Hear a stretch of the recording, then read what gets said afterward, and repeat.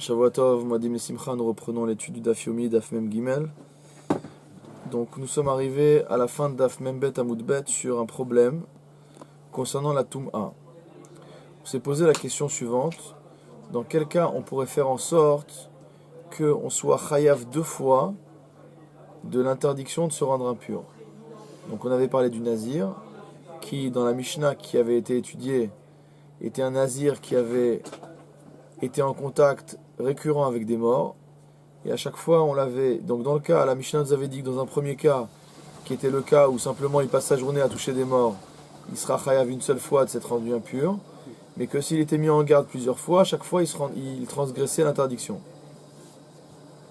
Après on a vu le cas du Kohen également, on a voulu étudier le cas de l'impureté du Kohen, et on a dit que normalement le Kohen c'était uniquement dans le cas où il n'était pas encore halal.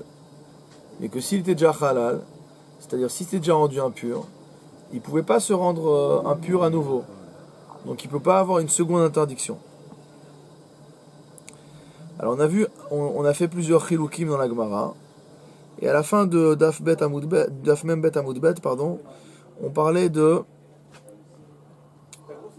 Kan Bebaït, c'est l'enseignement de Rabbi Yochanan, Kan Babaït, Kan Basadeh, qu'on ne pouvait pas traiter de manière équivalente le cas de ce qui se passait dans une pièce. Donc puisque quand il rentre dans une pièce, il va transgresser l'interdiction de rentrer dans le Ohel Hamet, et en plus il va transgresser l'interdiction de se rendre impur. Tandis que dans le cas du champ, c'est-à-dire dans le cas où il n'est pas dans une pièce, d'accord,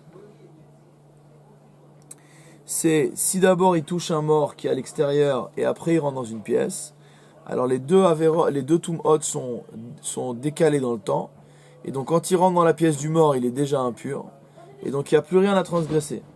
Tandis que dans le premier cas, les deux interdictions sont transgressées de manière simultanée.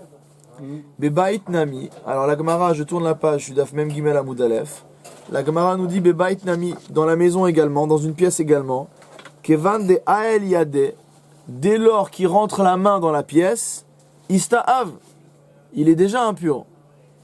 Il n'a rien fait, il a juste commencé à rentrer la main, il est déjà impur.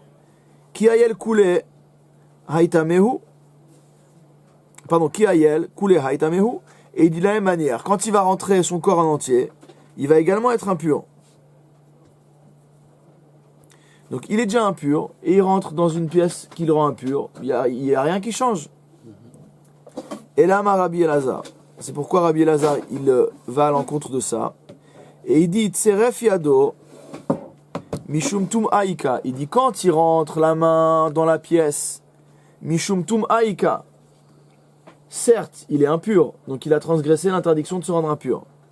Mishum Bi'a Leka, par contre ça s'appelle pas être rentré dans l'Ohel Hamet.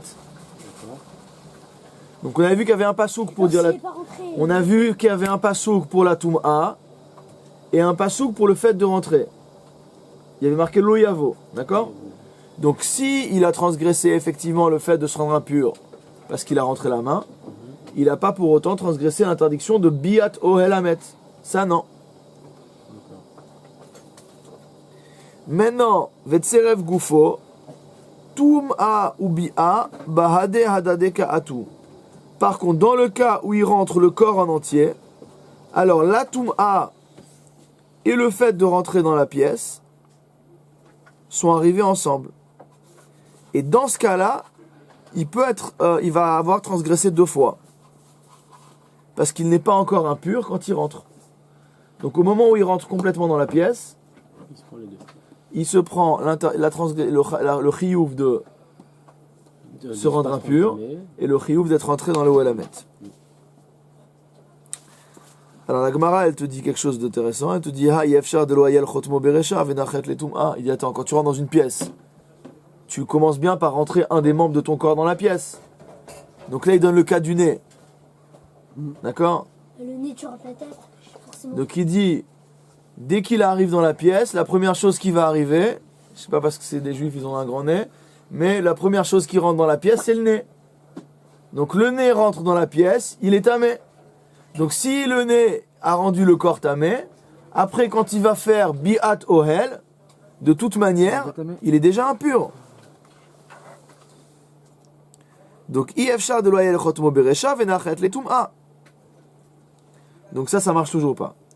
Et là, Rava, pourquoi Rava lui dit autre chose? Il dit Ichnis yado mishum tum'a ika mishum bi'a leka. Il dit quand il rentre sa main, il sera impur. Mais il n'a pas transgressé l'interdiction de bi'at ohel. Ichnis gufo, quand il rentre son corps en entier, tum'a ou bi'a bahadade ka'atian. Les deux arrivent en même temps. Donc comme on a vu jusqu'à maintenant, mais quelle est la différence dans ce que va nous enseigner ici Rava? Il dit Veha ifsha de loyel etzbata de kar'e beresha venachet leutum'a. Il dit il est impossible qu'il ne rentre pas au moins l'orteil en rentrant dans la pièce et que déjà la tum'a lui tombe dessus. Et donc, même s'il rentre tout son corps, il est entièrement impur avant même d'être rentré dans la pièce. Ouais.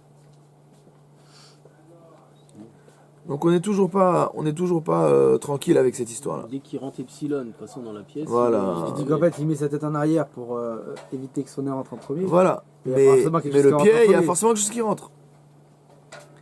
Et là, Amarav Papa, Kegon shenichdas beshida veteva o migdal uba chavero parala vetamaziva. C'est un cas qu'on voit souvent dans la Gemara. Donc il est rentré par exemple dans une chaise à porteur, d'accord, qui est entièrement fermée. Shida. Ouais. Ah, il y a une ouverture qui s'ouvre. Et cette chaise à porteur, elle fait 40 CA, elle fait 40 CA.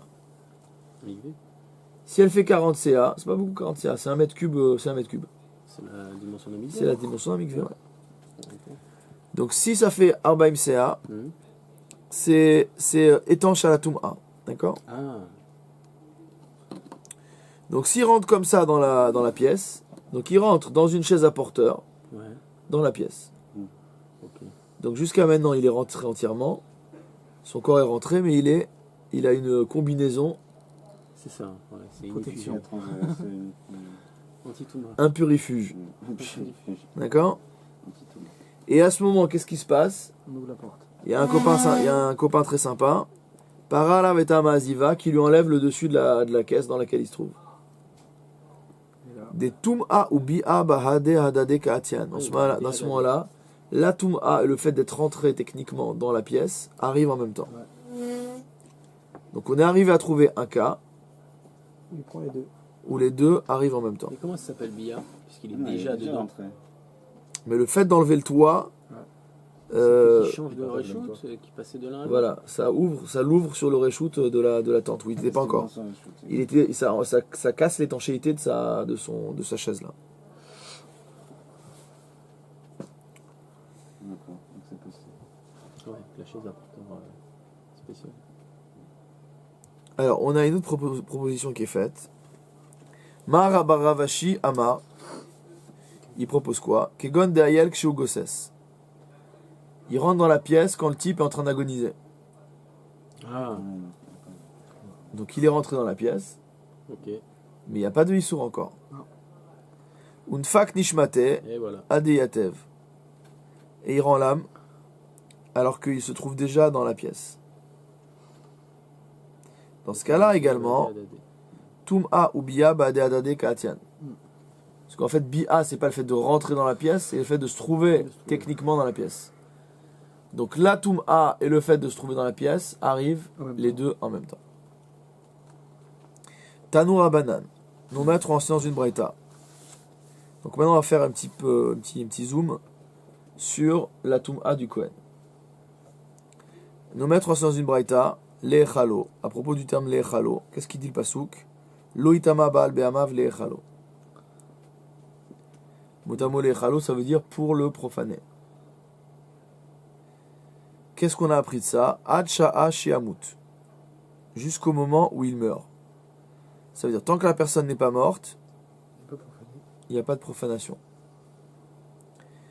Rabbi Omer, Rabbi propose autre chose. Il dit Bemotam itama. C'est marqué dans le pasouk que à propos du nazir, lo itama laem bemotam. pourra pas se rendre impur dans leur mort. Hachiamut, pareil. Donc tant que la personne n'est pas morte, il n'y a pas de transgression. Donc la question de la Gemara, Ma Benayu, c'est quoi la différence entre les deux? Ils disent tous les deux la même chose. Amar Rabbi Yochanan, Mashmaut Dorshinika Benayu. D'après Rabbi Yochanan, la seule différence, c'est que chacun comprend les choses différemment. Ça veut dire qu'ils n'apprennent pas du même pasouk. La halakha est la même, mais l'un il entend la halakha dans un pasouk et l'autre il entend la halakha dans un autre pasouk. Qu'est-ce qu'ils font chacun du pasouk de l'autre? Après c'est une autre question ça. Resh Lakish Amar. D'après Resh Lakish, non, il y a un cas vraiment qui les sépare. Lequel est-ce? Gosses Ika Benayu. C'est le cas de l'agonisant. Leman de Amar Bemotam Hachiamut in Gosses Lo. Pour Rabbi qui a dit Bemotam. Il est achelo. D'abord, tu as sauté un cas. Non, pardon. Leman de Amar Lechalo Afilu Gosses. Pour celui qui dit Lechalo, ça veut dire que même s'il rentre dans la pièce où il y a un agonisant, déjà il se met en situation de chiloul. Ouais, il prend un risque. Voilà.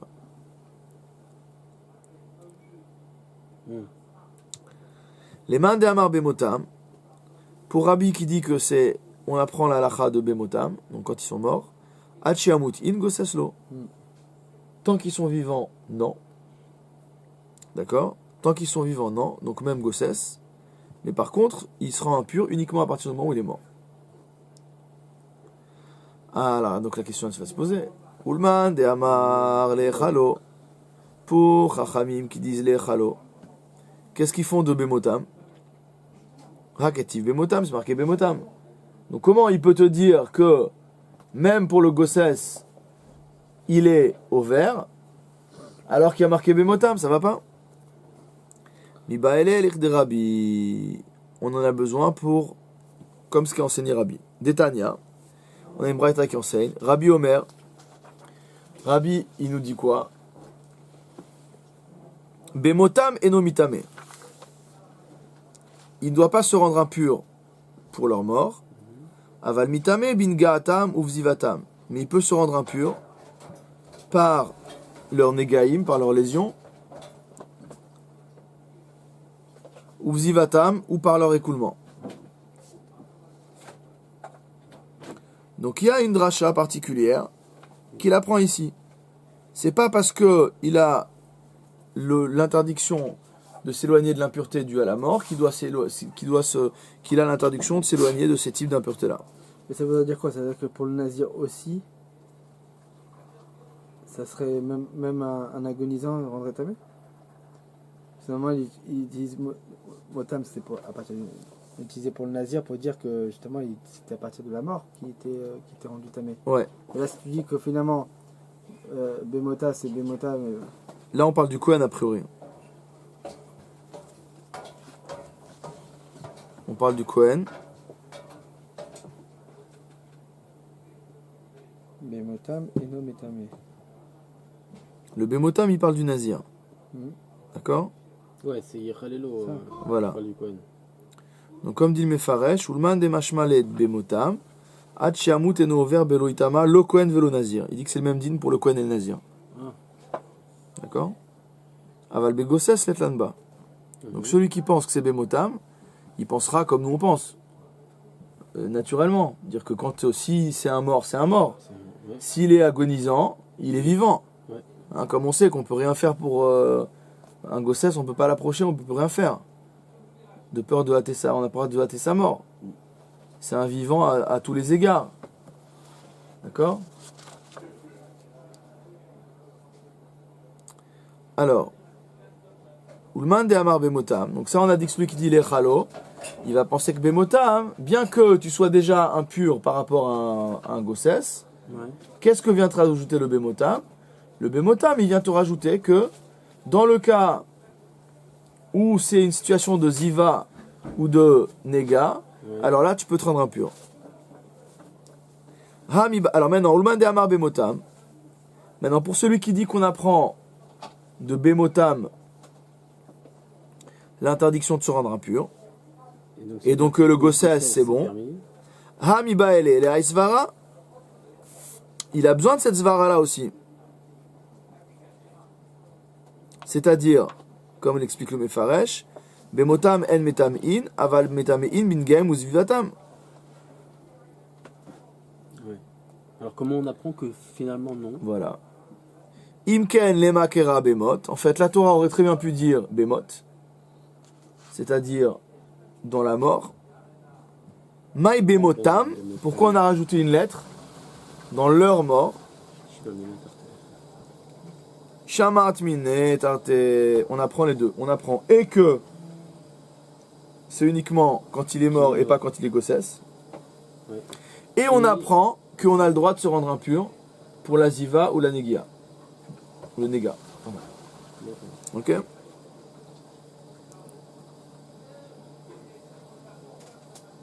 Donc il ne se rendra pas tamé en touchant une néga. C'est pas qu'il se rend pas tamé, c'est qu'il a le droit de se rendre tamé dans ce cas-là. Ouais, C'est pas une toum'a contre laquelle il doit se prémunir. d'accord. Après ce que dit la Gemara ici. Ok. Ulman de Amar Bemotam. Maintenant, pour celui qui pense qu'on apprend de Bemotam. Haketiv le Echalo. C'est pourtant marqué le Echalo. Donc qu'est-ce qu'il en fait de ce le Echalo? Le Echalo le Achiudata. Et bien justement, ce le Echalo, il l'utilise non pas pour te dire que le gossesse, c'est interdit de rentrer en contact avec, mais pour te dire, Bemi she'eno mechulal, que cela ne concerne qu'une personne qui n'est pas encore halal, qui n'a pas encore profané son statut de Kohen. Yatzazeh chez mechulal veomed. Et donc ça exclut celui-ci, qui est déjà mechulal. Et que donc s'il est déjà impur, il ne sera pas impur une deuxième fois. La Gemara, elle te dit, Ulman de amar mi lechalo. Et pour celui qui apprend que la source du pasouk, par rapport à laquelle on sait qu'on ne doit pas se rendre impur, c'est l'echalo. Hamiba ele aisvara.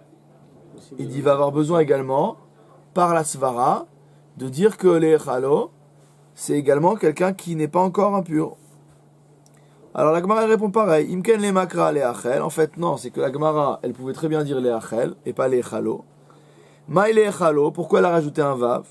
Shematmina tarte, pour apprendre les deux. Et qu'il est interdit de se rendre impur en contact avec un mort ou avec un gossesse, et que également que ça ne concerne également uniquement quelqu'un qui n'est pas encore mechoulal, et que quelqu'un qui est déjà mechoulal n'est pas concerné. Mitivé, on objecte. Adam eno mitame ela tzed nafsho, que un homme ne rend pas impur tant qu'il n'a pas rendu l'âme. Va filou megouyad, va filou gossesse. Même s'il est en morceaux, il est en charpie déjà, le type, mais il n'est pas mort. S'il est blessé, là. Voilà. Va filou gossesse. J'ai dit pourquoi je dis en charpie, parce que le Mefaresh il explique. Chatouch le varav, il est coupé, ses membres sont coupés. Il est découpé en morceaux. C'est-à-dire, il est encore vivant, quoi, mais. Voilà. C'est là, il est passé par la boucherie. Comme mes amis romains savaient bien faire. Voilà. Ok? Donc, même dans ce cas-là, il est encore métamé. Il n'est pas encore métamé, Il n'est pas pardon. encore tamé. Ulman de amar le echalo. Et pour celui qui apprend ça à partir de l'echalo, hakatane de no mitame. Qu'est-ce qu'il fait de ça? Puisqu'on vient de dire que comment celui qui apprend la toum'a de l'echalo, et il avait dit que le gossesse, il était métamé. Alors comment il peut apprendre ça? Alors qu'on a une braïta qui enseigne clairement que même si le type il est découpé en morceaux mais qu'il est encore vivant, Il n'est pas métamé. il n'est pas métamé. Deux avis différents. Voilà. Mais c'était que selon l'avis de Resh Lakish qu'il y avait une distinction à faire entre les deux. Mais elle n'a pas été remise en cause. Donc apparemment la Gemara était restée sur cette avamina là. D'accord, là on est en train de la discuter maintenant. Ça. Mais jusqu'à maintenant on l'avait pas. On avait juste essayé de balancer comment on s'en sortait entre Bemotam et les Chalo. Ouais. Est-ce qu'on arrivait à faire tous les calculs pour qu'on soit bon? Ouais. Maintenant qu'on est bon, on se dit ok, maintenant il y a un problème avec une braïta. Parce que apprendre de l'echalo et dire que apprendre de l'echalo, ça veut dire considérer que le gossesse il est métamé, c'est contradictoire maintenant avec une braïta. D'ailleurs c'est pas une braïta, c'est une Mishnah dans Ohalot. Ah ouais, donc j'ai carrément une Mishnah qui m'avait déjà appris. Voilà. Qui me dit le contraire. Le contraire, pardon. Alors la Gemara répond quoi? L'Inyan tamouye ad nafka nafshe. En ce qui concerne l'impureté, effectivement, tant que le bonhomme n'est pas mort, il n'y a pas d'impureté. L'Inyan idhule ha idhil. En ce qui concerne le fait de remettre en cause la Kdusha de Cohen, ça se passe dès qu'on rentre en contact avec le Gossès. C'est rapporté dans le Shach. Asur la Cohen leikanes la baït sheyesh bo Gossès. Il est interdit à un Cohen de pénétrer dans une pièce où se trouve un agonisant. Chez Av chez Tum'a enkan, chilul yeshkan. Car bien qu'il n'y ait pas de Tum'a, il y a ici un chilul. Donc on est dans Shulchan Aruch Yoredea au Siman Shin Ayin. Quand Cohen ne peut pas rentrer à l'hôpital. Il va avoir quelqu'un qui- L'hôpital Avdavka, dans l'hôpital il y a beaucoup de pièces quoi, mais bon, faut pas qu'il Ah, mais faut pas que- des faut- mourants, ouais. faut pas qu'il aille faut pas qu'il aille se promener dans des endroits où il y a des malades qui sont en état grave quoi. Où il y en a un en tout cas qui risque de passer l'arme à gauche quoi. OK, on tourne la page. Hamoud Bet. Amar Afrizda Amar Rav. Afrizda a enseigné au nom de Rav. Nikta Rosho Shel Aviv Eno Mitamelo. Si le père du Cohen a la tête coupée, d'accord, Eno Mitamelo, il ne peut pas se rendre impur pour lui. Regardons le Mefaresh. Afalpi Sheharosh Betzad Agouf. Bien que la tête soit posée à côté du corps.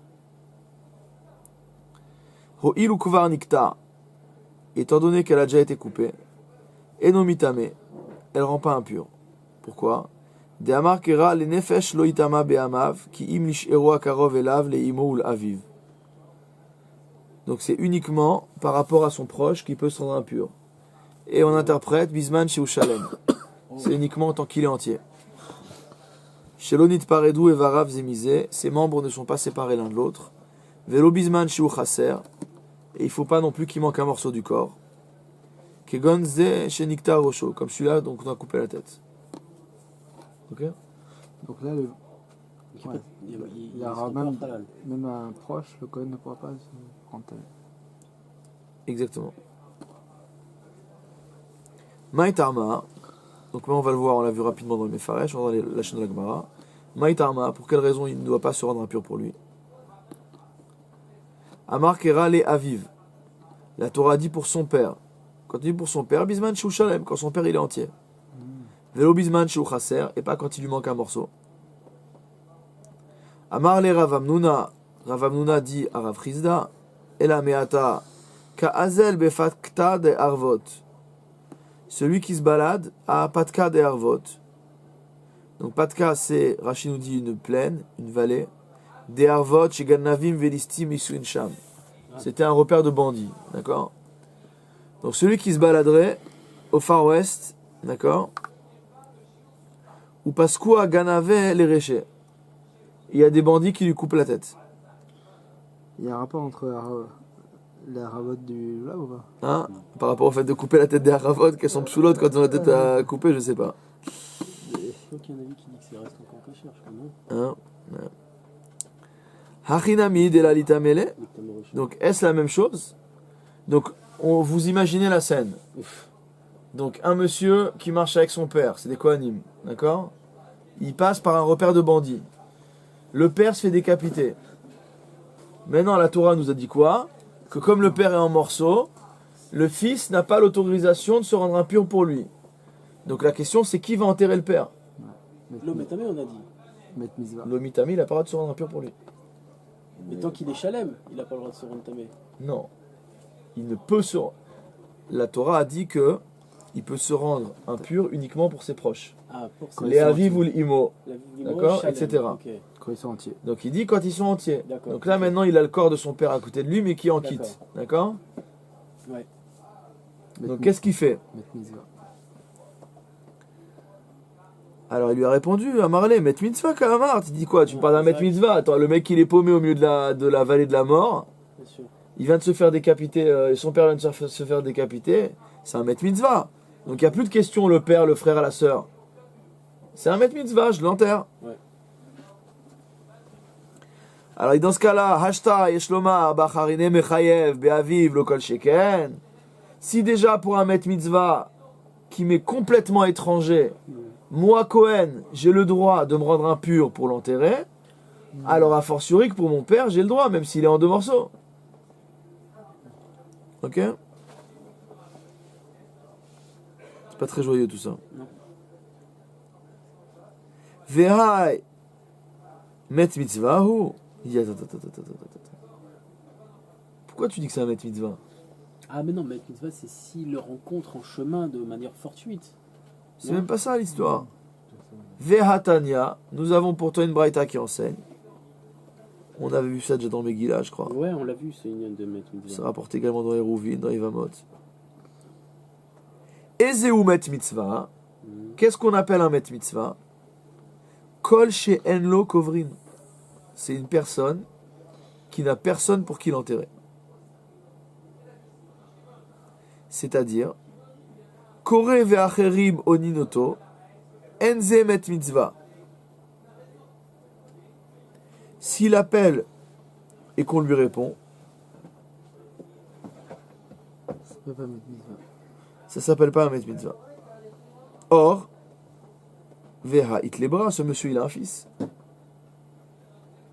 D'accord? Ça veut dire, on parle du mort, hein, quand on dit quelqu'un qui appelle, il répond. Donc ça veut dire que quand il était vivant, ce monsieur-là, avant d'être décapité, s'il appelait, le fils y venait. Donc ça veut dire qu'il y a quelqu'un pour s'occuper de lui.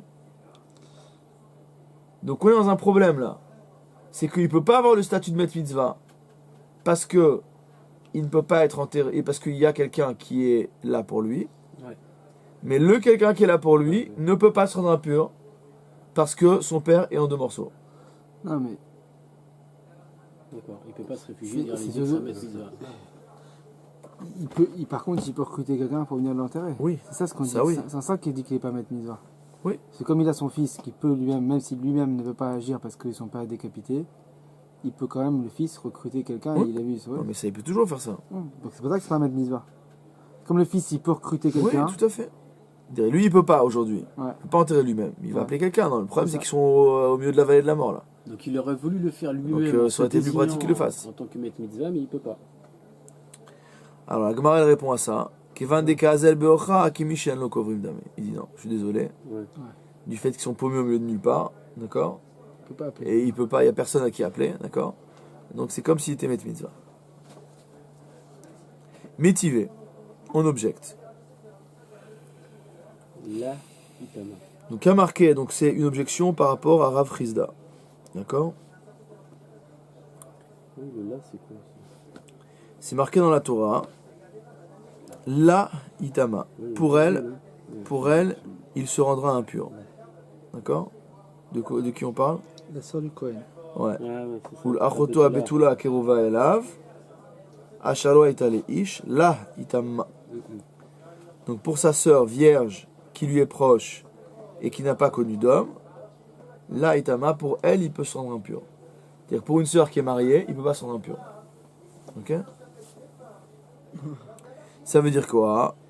La ou mitama, c'est pour elle, quand elle est en entier, qui peut se rendre impur.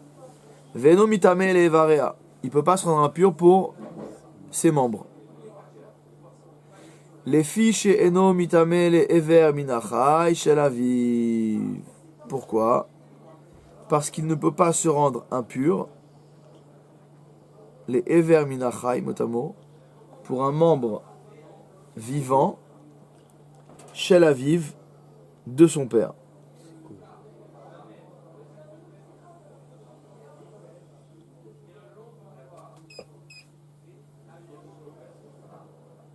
Ça veut dire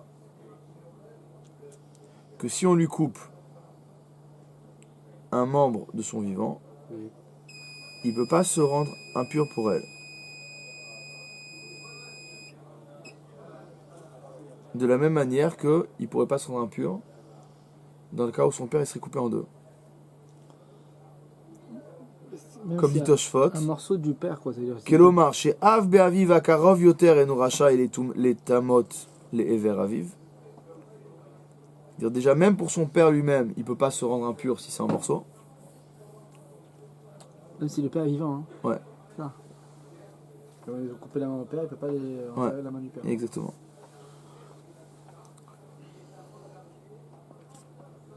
Et donc de la même manière, il peut pas aller se rendre impur pour sa sœur qui est en morceaux. Aval, Marzir ou al Etsem qui sera. Mais il peut aller rechercher un os qui ferait au moins la taille du volume d'un grain d'orge. C'est quoi l'intérêt? Le volume d'un grain d'orge, Pas tout. c'est le volume à partir duquel on sera impur pour un os. Et D'accord? pourquoi il va le chercher cet os? Pour compléter le corps. Pour l'enterrer. C'est-à-dire qu'il pourra aller chercher un morceau qui manque du corps du père. Là, on est dans Zaka. Là. Ah, carrément. Donc, il peut aller, même en tant que Kohen, il peut aller chercher un morceau qui soit gros comme Séora. On va, par exemple, il manque un doigt au cadavre de son père. D'accord? Il a le droit d'aller le chercher, bien que, en le ramassant, il va se rendre impur, puis c'est Séora, et que son père n'est pas entier. Mais là, il va pouvoir, parce que c'est pour compléter le corps de son père. Alors, la Gemara, elle pose la question, elle te dit, Maï Marzir ou Aletsem qui sera. C'est quoi cette histoire qui peut aller rechercher un os qui fasse le volume d'un grain d'orge? Lave les memra de imichassar pourta. N'est-ce pas qu'on est en train de dire que s'il manque un morceau du corps, il peut aller le chercher, il peut aller se rendre impur? Et donc, c'est en contradiction avec Rafrizda, qui avait dit que si le père il était en deux morceaux, il ne pouvait pas se rendre impur. La Gemara elle te répond le Hahi Rabbi Yehuda. Il dit non, là c'est l'enseignement de Rabbi Yehuda. Des Tanya Rabbi Yehuda Omer, parce qu'on a une braïta qui nous dit que Rabbi Yehuda a enseigné la mitame ve'eno mitame levarea. Pour elle, la sœur en entier, il peut se rendre impur, et pas pour ses organes. Chez Ena mitame al ever minachai shel aviv, de la même manière qu'il ne peut pas aller chercher, il ne peut pas se rendre impur pour un ever minachai shel aviv. C'est-à-dire que si son père est mort, il manque un os, il peut aller le chercher. Mais si son père il doit couper, il ne peut pas le ramasser. Mais il pourra le faire que s'il s'est déjà rendu tamid pour le corps de son père. Hein. C'est-à-dire que si le père est mort, qu'il s'est rendu tamé pour son père qui est mort, il pourra aller chercher en plus un C'est ce morceau que dit la de... Gemara, là. Ouais, mais Ça, pas ever minachai. Ouais. Pas s'il est encore vivant. Ou les vers minamet. Voilà, chez la ville. Voilà. C'est exactement ça. Aval mitamehu, les ever minamet shel aviv, comme on vient de dire. Vehatania, et pourtant il y a une braïta qui enseigne. Rav Kahana Rabbi Eliezer ben Yaakov, au nom de Rav Kahana, au nom de Rabbi Eliezer ben Yaakov, fils de Rabbi Eliezer ben Yaakov, pardon. La mitame, pour elle, il peut se rendre impur. Veno mitame les evarim, et donc il ne peut pas se rendre impur pour des membres uniquement. Prat les kazaït minamet, ça vient exclure le volume d'une olive du corps d'un mort. Ve kazaït netzel, et un kazaït de netzel. C'est quoi netzel? Regardez le mefaresh. Lecha hayotse minamet sheporash mimenu. Il s'agit donc d'une sécrétion qui sort du mort.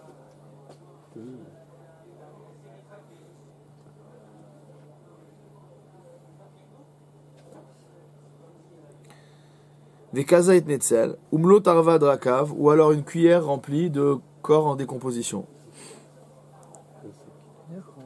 Yachol oitama les shida vela gulgolet, la shidra vela gulgolet, pardon. Est-il possible, pardon, est-il possible de dire qu'il ne se rend pas impur pour shidra, la colonne vertébrale, vela gulgolet, ou pour la boîte crânienne, ou le rov binyana, ou le rov binyana. Alors rov binyan et rov binyan, c'est un concept qu'on voit de plusieurs endroits dans la Gemara, dans la Mishnah. Rov binyan, c'est un nombre de membres, c'est un pareto en fait. C'est-à-dire c'est un nombre de membres qui n'est pas la majorité des membres, mais qui représente la majorité du corps. Rov binyan, notamment la majorité de la construction, du squelette, d'accord? Donc si tu prends tous les grands os, les fémurs, les machins, les trucs, etc., tu vas arriver à Rov binyan, même si tu dégages 80% des petits osselets. Et Rov minyan, c'est l'inverse. Rov minyan, c'est la majorité des os du corps, sans prendre en compte le fait de savoir si ça représente la majorité du corps ou pas la majorité du corps. Donc la Gemara pose la question. Il dit, est-ce possible de dire qu'on ne peut pas se rendre impur pour la tête, la colonne vertébrale, ou alors Rov binyan ou Rov minyan? Et donc ça, comme le dit le Mefaresh, est-ce qu'on doit dire ça, puisqu'on a dit qu'on ne pouvait pas se rendre impur pour une partie pour des membres uniquement du corps? Ketiv, réponse de la Gemara, c'est marqué dans le Pasuk, Ve'amarta alehem, tu leur diras, c'est-à-dire, Osif lecha tum'a acheret. La Torah t'a rajouté, Osif lecha katuv, pardon, le texte de la Torah t'a rajouté une nouvelle tum'a supplémentaire.